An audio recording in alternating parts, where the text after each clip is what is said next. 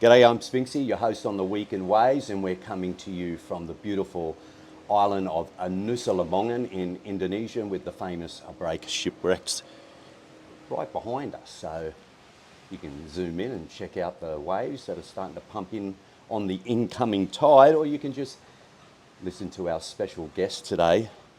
Has an incredible story. At the age of 16, his life took an unexpected, life-changing experience. He was involved in a horrific downhill skateboard accident, struck by a car which resulted in losing his leg just above the knee and numerous other life-threatening injuries. A keen surfer at the time of the accident, all he wanted to do was just get back into the surf. Through sheer determination, resilience and a positive mindset, he not only returned to the waves but also built an incredible surfing career. He became the first ever Welsh adapting surfing world champion, and in fact the first ever world surfing champion in any category in Wales. A three-time ISA World Para Surfing Champion, has competed in 52 events with 51 podium finishes. My guest today, affectionately known as Sponge throughout the world surfing community and his mates back home, Llywelyn Williams. G'day, mate. Hey, mate. How are you doing? Thanks for joining me here on the for Week having in Waves. Thanks for having me. Yeah, it's a beautiful day, eh? Yeah, it is. Beautiful morning, I should Yeah. say. Nice Looks and early. promising. Yeah, it's fucking great. So, yeah. How'd that happen? So I was on my way home one night in September, the day before I was meant to start college, and I got struck by a car, and I woke up in hospital, and I can't really remember much of it, to be honest. I just kind of built my own story in my head of what people have told me, and I think I built my own vision of what happened and how a hospital was, and yeah, it was kind of went to sleep for a few months, I guess. So I went into a coma, fell asleep, and then I woke up. My friends and family were there, fully supportive, and they were like, "You've lost your leg," and I kept coming in and out of sleep. And yeah, when I eventually woke up properly, I kind of already knew I had one leg, and it was like, "Oh, this is it." So yeah, my friends and family pushed me, supported me, and yeah, the whole community at home really have just had my back and pushed me to where I am now. You said through our conversations while meeting each other that while in hospital, when you're in that coma, you had like a vision of some kind. Yeah, so I think, well, probably the first time I came out of the coma or the last time I came out of the coma, I'm not too sure, but yeah, I was heading towards the bright light, and Like as in bright light. the gateway to heaven, like you see in movies kind of stuff. Wow. And I was like zooming towards it, and then a bald shadow came out of nowhere and said that "Don't amser i chdi," which means it's not your time in Welsh. And he just whacked me in the chest, and I zoomed away from the light, and I woke up, and that's when I saw my friends and family, which was And you kind of discussed, bizarre. wow. Did you discuss that with your parents? And Yeah, well, I told my mum that. I didn't really think much of it, but later on I think in the car on the way home, I told my mum that I saw that, and she was like, "No way." And that's where my dad's best mate died. The first room I went to in hospital, my dad's best mate died in that room with brain cancer. So he had no hair, and yeah, I saw a bald man, and then I felt like it was him telling me it's not my time yet, and yeah. That's crazy. Yeah, it's bizarre. Wow. So you got out of hospital, I'm guessing lots of rehab with all the injuries sustained, losing the leg, etc. And so did it take you a while to get back into the water, or was you just straight back into it? I was fully driven to get back in the water. I went home in my wheelchair, and yeah, my mum got me a multi-gym at home. All my friends were coming over to work out, because I went from 11.5 stone to 6 stone, so I lost half my weight, and I can remember trying to lift 1 kilogram in hospital bed, and it was too heavy for me. Wow. So yeah, it progressed from that onwards, and then my grandmother, sadly just passed away now. She made me like a Sunday roast every night. So whoever came to see me in hospital, they'd bring me a Sunday roast off my nan instead of eating the hospital food. And to beef you back up, mate. Yeah. Yeah. So Sunday roast and home cooked meals and McDonald's. Was that losing the weight just because of either the hospital food or just being in hospital with that injury in your body, just trying to put all the energy into back of the injuries? I don't know. I woke up and I was skinny. Wow. So yeah, I was a Different kid again. Yeah. Not so only just year 11, losing I it. played rugby, played sports, and surfed. And then I woke up and I was just bone. You could see all my ribs, rib cage and stuff. I got pictures of like holding around my friends, and I'm just like a skeleton. Jeez. Yeah. And that was just in the coma stage, I guess. I just lost all the weight. And getting back into the water, how long did the doctors or the physio say that you could, get back in? Yeah, well, I guess you were so keen to do it again. So my family booked Christmas dinner. So I got right over in September. My family booked Christmas dinner in intensive care in Liverpool. But magically, I made it home before Christmas. And the doctors and the nurses were amazed how quick I recovered from all the injuries I had. And for me then, it's still blank. I can't really remember it. So people ask me what happened. I'm like, oh yeah, I got run over by a car, woke up in hospital with one leg, and it was just a new challenge of life then to get used to the way it was with one leg. So when laying in the hospital bed alone, when family or friends weren't visiting, what were your thoughts just sitting there while awake when you were out of the coma? Yeah. So I woke up tied. They tied my hands to the bed because I was trying to pull all the cables out. So I had the tracheostomy and pipes into my lungs and pipes in my arms and everywhere. And yeah, I woke up tied to the bed, and all I could move was my head when I was in coma. So I've got a massive a bed wound on the back of my head. Oh, bed sore. Yeah, bed sore. Yeah, It's about this big. Shit. That still hasn't grown hair back on it. So there's a picture of that. It went from red to purple to yellow to white. So I think it went all the way through to the bone. Yeah, they're like an ulcer, basically, aren't they? Yeah, pretty much. Yeah, it's still about this big. It's just like You can feel it when in I there. touch it, I feel like my fingers inside my head. It's Oh, weird. yuck. That's crazy. Yeah, but since then, I don't know. I remember my parents telling me you've lost a leg. And I was like, yeah, okay, going back to sleep. Kept doing that for a while. Then when I woke up, my best mate Will was there, and he asked, "What do you want to do?" And I went, "I want to go to Australia, and I want to surf again and do it better than I did before." And he was like, "All right." And he held my hand, and then when I turned 18, I wheelchaired myself into the kitchen. Dad had visa and flights to Australia. My best mate walked through the door, and there we went. Did a year traveling Australia and saw the whole coast from Bundaberg all the way around to Perth. So that was a life-changing. That was another life-changing Eye-opener moment. to the So another country. You traveling- surfed as well? Yeah. Yep. Yeah, so surfing, we had like a little surf spot guidebook. It was only like this big, it was tiny. And so we were just ticking off the surf breaks on that, and Bucket list? yeah. Yeah. Yeah, so it was great. Well, we didn't even have a bucket list. So we landed in Sydney, Yeah. went to Manly, and then from that we just bought a cheap little Holden car and then just drove wherever we went. It was like, oh, we're going here. So we just ticked off beaches on the way. You got home, and so obviously you wanted to surf continually, Yeah.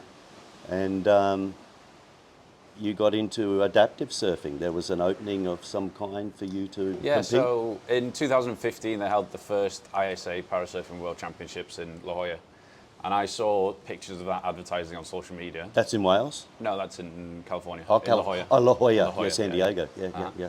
So I saw pictures of that advertising, and I was like, oh, how do I get into this? But I was too late because I needed a federation behind me. I needed to be representing the country kind of stuff, and I was all new to it.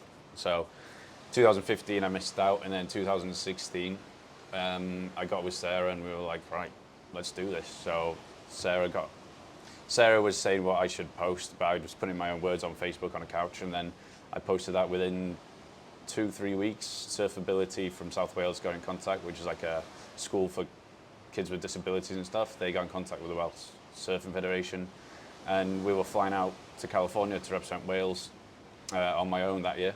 So yeah, and I placed 5th. That's the only comp I haven't podiumed on, the first one.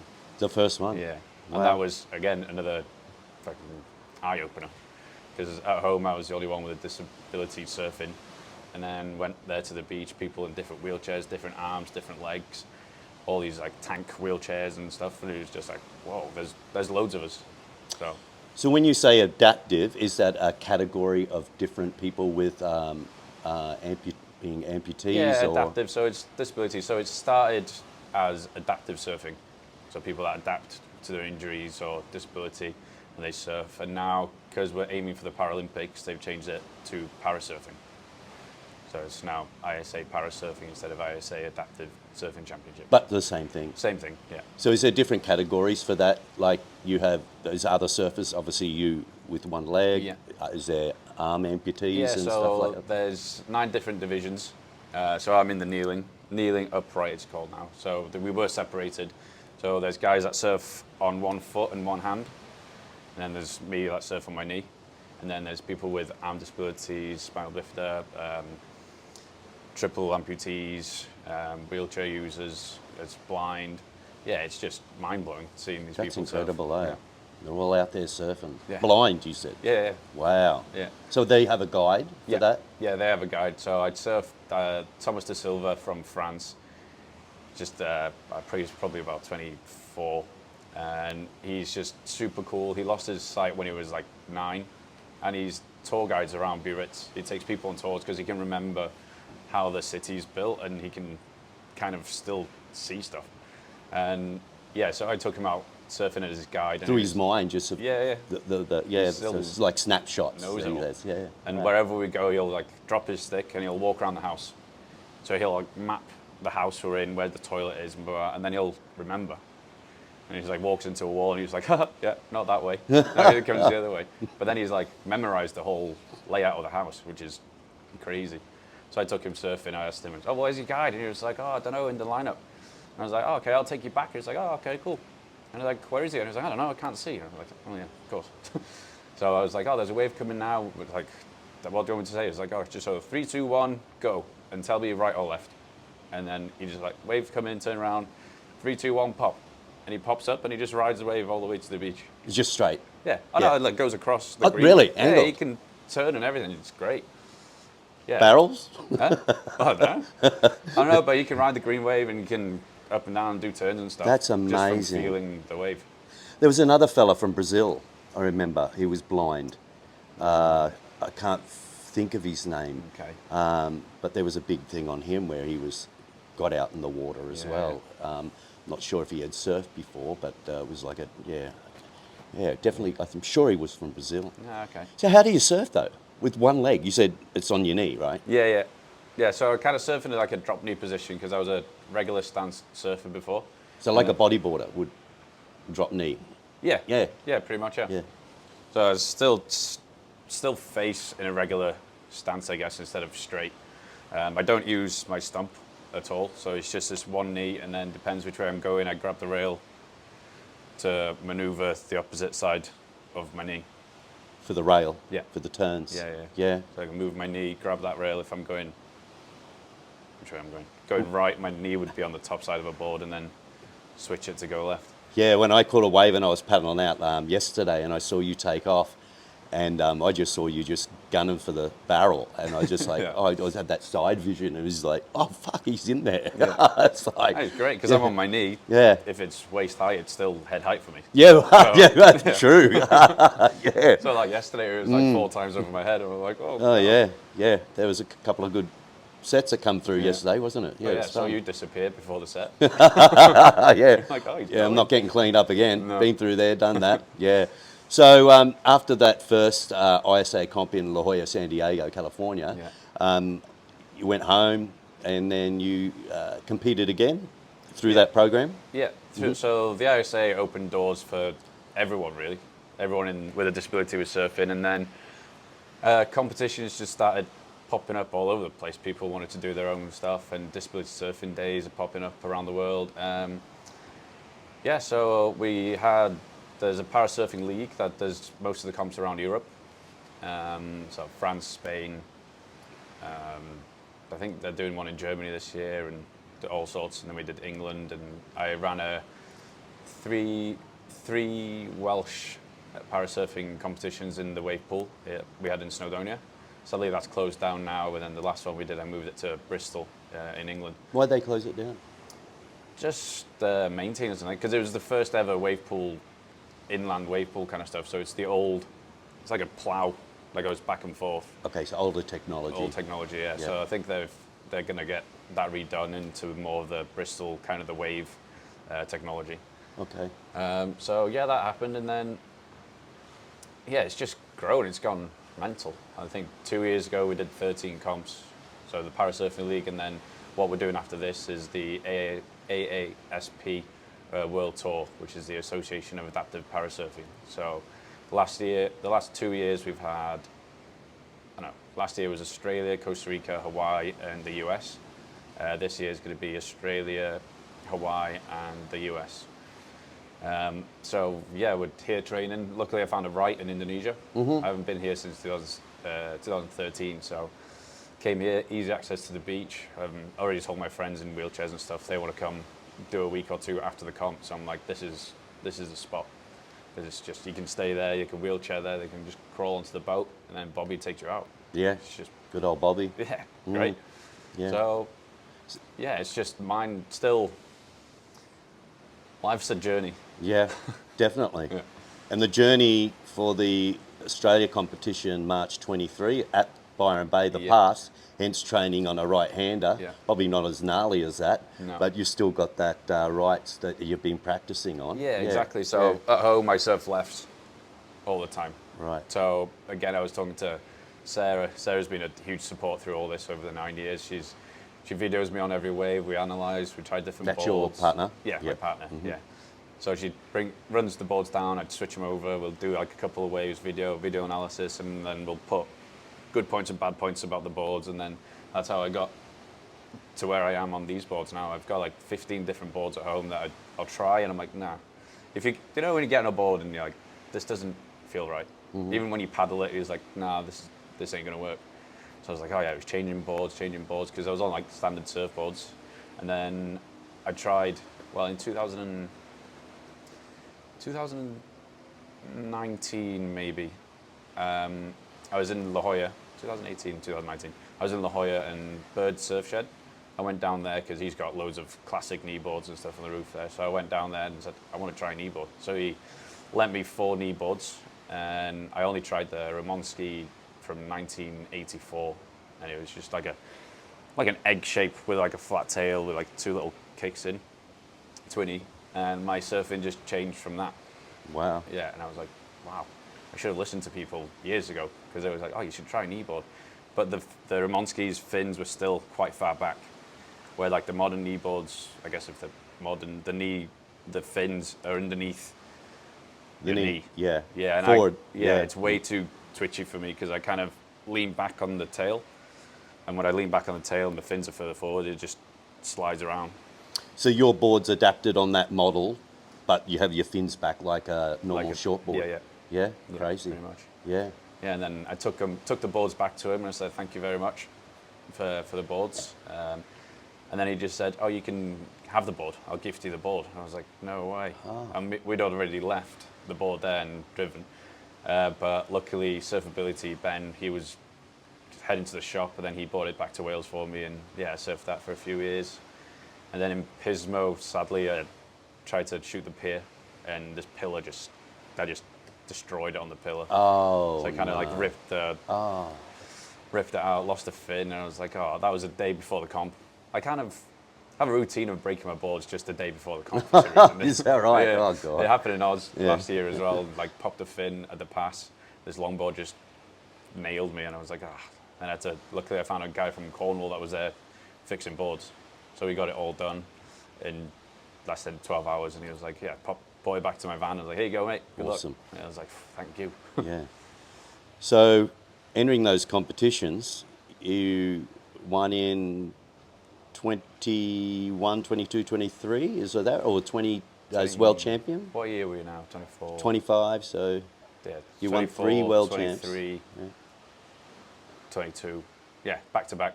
Yeah. 2021, I was in the final, and the last 3 minutes I took this wave and caused myself an interference. So that was a kick in the backside, but you learn from your mistakes, and now I watch everyone.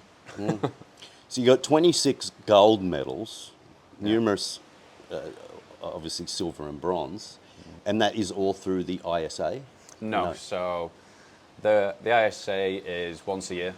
That'll be in November, the World Championships, where you represent your country. And then with the Parasurfer League and the ASAP, you're representing yourself, kind of stuff. So yeah, but before them two tours started, they were just standalone events. The countries were trying it, and we were flying around the countries. And luckily, we got sponsored, so it made it a lot easier over the last few years.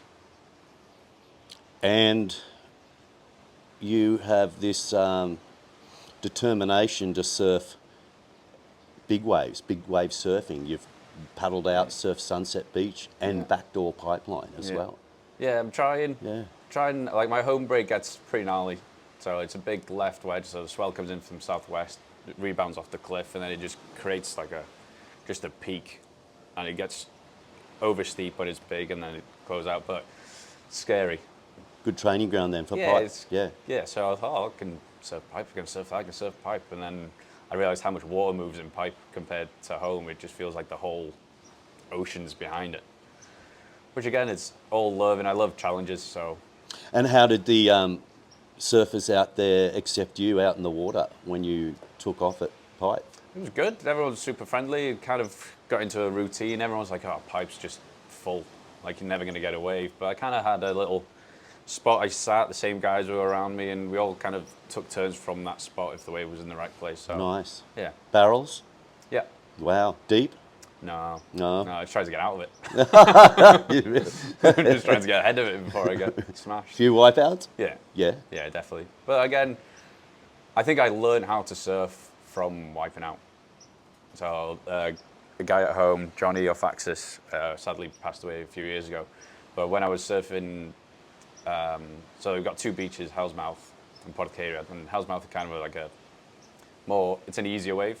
And then we moved to Podcaria. Then he was there, and like all the local guys were out, and the set came in, and he was like, everyone was like, go, go, go. And I looked to my right, and the wave was just, I was like, oh no. And then I heard his voice, he was like, go.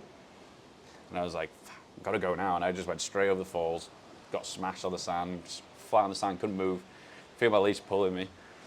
And then came back up, same kind of thing as you. Then another one took me, and then I paddled back around, and I paddled back to him, and he was like, how was that? I was like, I nearly drowned. And he was like, yes, that's how you do it. And then since then, I've just been like, oh yeah, maybe that's it. You're just gonna go down and kind of learn where to be and read the waves. Don't be here.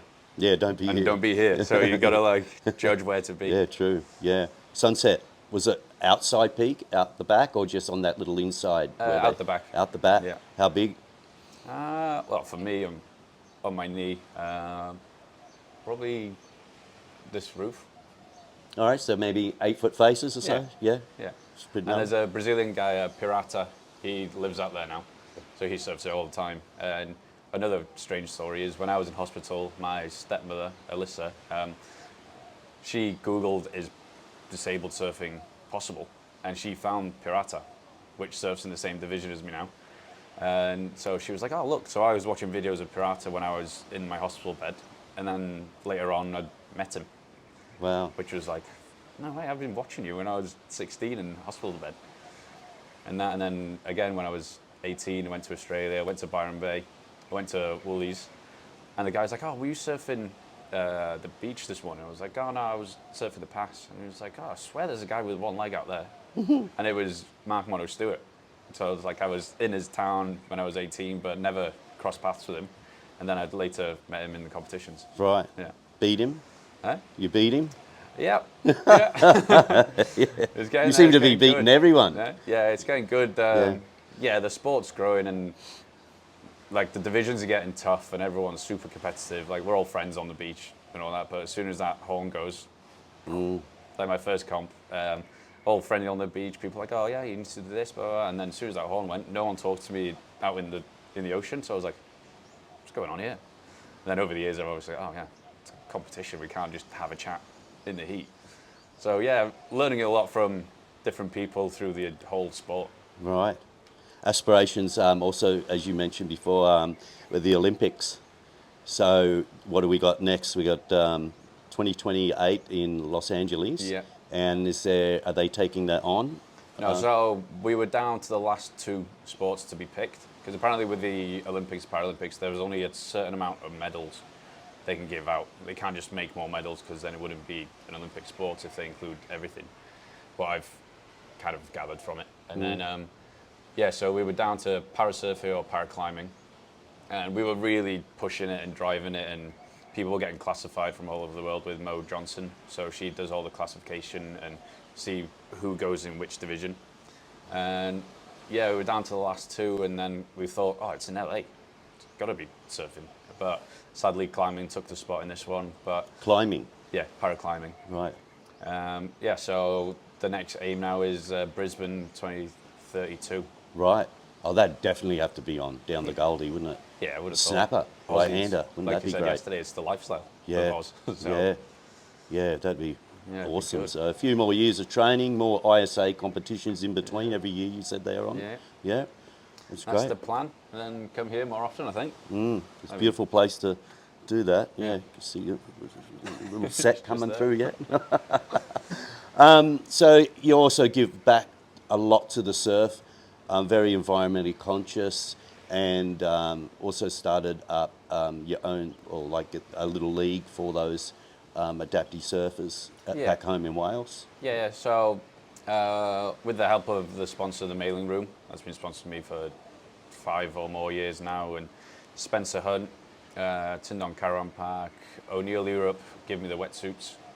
That for me, I get like 4 wetsuits from them a year to keep through the different seasons. And yeah, Mencap and Absorc Regatta, they've all been helping to push me and help me to grow like a disability surfing club at home. Because the only one in the UK that it's in South Wales, and there's nothing really in North Wales for people with disabilities. So yeah, I've been doing that for the last 3 years now, and hoping to grow that and have more events through the year. Again, the Mailing Room put 12 of the local people in the village through a course as adaptive surfing instructors last year. So we've got a board, we've got like a 12-foot board off JP surfboards. It's got like a bucket, like a rally seat on it, so wheelchair users can sit down. Oh, right, yeah. Or there's a 7-foot board with handles on it so they can lie down if they want. And then people else will just use foamies. But yeah, they've got 2 beach wheelchairs at home. So yeah, just trying to build it. It's taken, obviously everything takes time. So yeah, we're going to try and push it this year. So we got Australia, then Hawaii in May, and then September. So I've got enough time between the comps to concentrate on that and concentrate on my own clothing brand, which is Hop Along Clothing. Yeah, that And- is very tongue-in-cheek. Yeah, so yeah, Hop Along Clothing. Yeah, that's great. Sponge's clothing company. Yeah, so how's that going for you? It's going good. Yeah. It's been kind of hectic with the surf and working at home because I work for a family company as well. So we drive excavators at home, do like 8 hours a day, and then try and surf in between and concentrate on my fitness. So it's kind of a really busy lifestyle. But we do get to come places like this. And again, it's kind of not a holiday because I got to train, I got to stay fit, I got to surf as much as I can. But yeah, we get to see places like this, new places, meet new people like yourself, and then yeah, it's just one big journey. Awesome. So March 23, if you're in the Byron area or down the Goldie, or even if you want to check it all out, get down there for the World Adaptive Surfing Championships. Is that correct? The World Tour. World Tour. Yeah, the World Tour. It's the first stop on the World Tour. Okay, so how, with the events, if you win, is it like a point system? Or No, so it's completely separate to the ISA. So again, yeah, in the World Tour, so it's 3 events. You'll get points to win the overall champion of the tour. And then the ISA is a standalone event where you represent your country. So, first place, how many points is that? I think it's 1,000 points. 1,000. Yeah. But it's only 3 events this year, you said? Yeah, yeah. Yeah, they dropped Costa Rica. Yeah. Okay. So the 3 events, Hawaii, where you surf in Hawaii? It'd be Waikiki. On the south Waikiki. coast, Yep. Yeah, Little I guess- rolling wave. Yeah, it gets surf Queens. Yeah. Oh, it's good sometimes if there's some swell. Yeah, exactly. And that's what time of the year did you say? May. Oh yeah, well definitely waves over there. So Yeah, it sure. should be. Yeah. I think they try and do it around Mother's Day in Hawaii because every time, well, they get Mother's Day swell apparently every year, so they try and do it on that same. Why not at Bowls, Ala Moana? I don't know. Yeah. I don't know. It's always Maybe there. that's a question to ask. Yeah. Yeah. Maybe And you again, you with got a bit of like Kiki as well, it's just easy. It suits everyone. It's safe for everyone with all kind of disabilities, like high disabilities, to get out there. They'll have people on the side with assists, with the boards and stuff. And I think maybe Awana Bowls might be too shallow, depending on the tide. little reef. Yeah. In You case- surf there yourself? Yeah. Yeah. Fun? Yeah, really fun. Busy though. Yeah. Yeah. A lot of I think local- every break on Hawaii is busy. some heavy locals too on the South Shore too out there. Yeah. Yeah. Yeah. I've Funny. been going there for a few years now, so yeah, we got our little friend groups. It's good.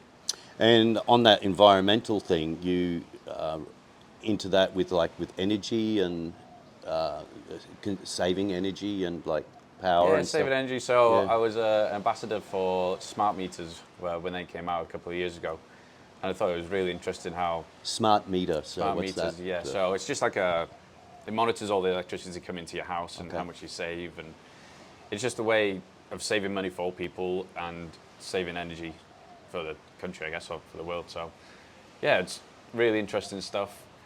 But yeah, everything just gets busier. Awesome.